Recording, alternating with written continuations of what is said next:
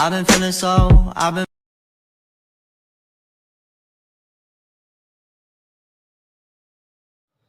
Assalamualaikum warahmatullahi wabarakatuh. Salam, Om Swastiastu, Namo Buddhaya, salam kebajikan. Perkenalkan, nama saya Muhammad Atiq Nuha, NPI 131220085.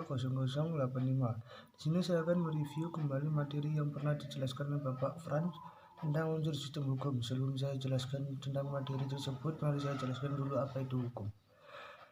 Apa hukum itu? Menurut L. Utrecht dalam bukunya Pengantar Hukum Indonesia, hukum adalah himpunan petunjuk hidup yang mengatur tata tertib dalam suatu masyarakat dan seharusnya ditaati oleh anggota masyarakat yang bersangkutan. Oke, kita lanjut. Unsur sistem hukum. Lawrence M. Friedman, yaitu substansi, kultur, dan struktur. Klasifikasi hukum dan konsep-konsep dasar dalam hukum Indonesia. Klasifikasi atau penggolongan hukum ada 5, yaitu sifatnya atau materinya, bentuknya, waktu, dan tempat berlakunya. Sifatnya hukum memaksa, imperatif, adalah hukum yang dalam keadaan bagaimanapun juga harus dan mempunyai paksaan tersebut.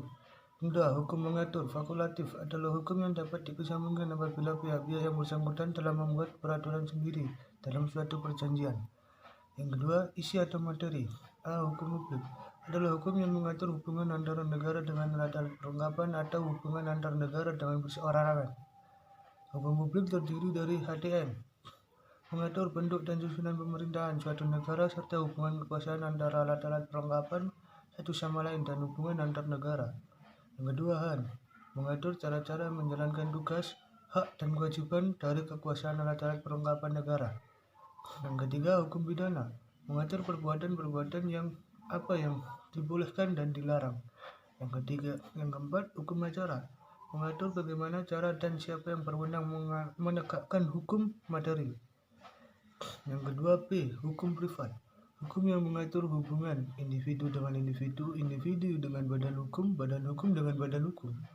Hukum privat terdiri dari 5, hukum perorangan, hukum keluarga, hukum kekayaan, hukum waris, dan hukum bisnis. Yang ketiga, bentuknya terbagi menjadi 2 juga.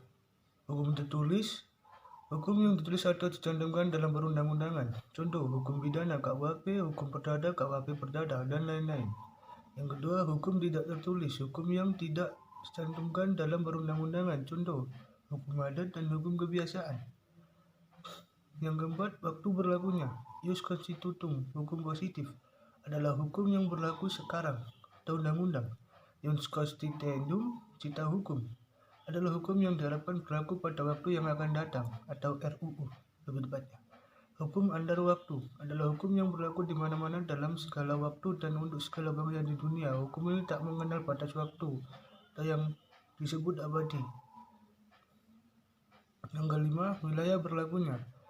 Pertama, lokal, yang berlaku di daerah tertentu seperti di wali kota, bupati, gubernur, dan lain-lain. Yang kedua, nasional, hukum yang berlaku di negara tersebut atau peraturan perundangan. Yang ketiga, internasional, hukum yang berlaku di 2 negara atau banyak negara. Bentuknya perjanjian sebuah organisasi seperti ASEAN, UN, WHO, ADB, dan lain-lain. Oke, sekian tentang mereview tersebut. Maaf bila ada salah kata dari saya. Saya akhiri. Wassalamualaikum warahmatullahi wabarakatuh. Terima kasih.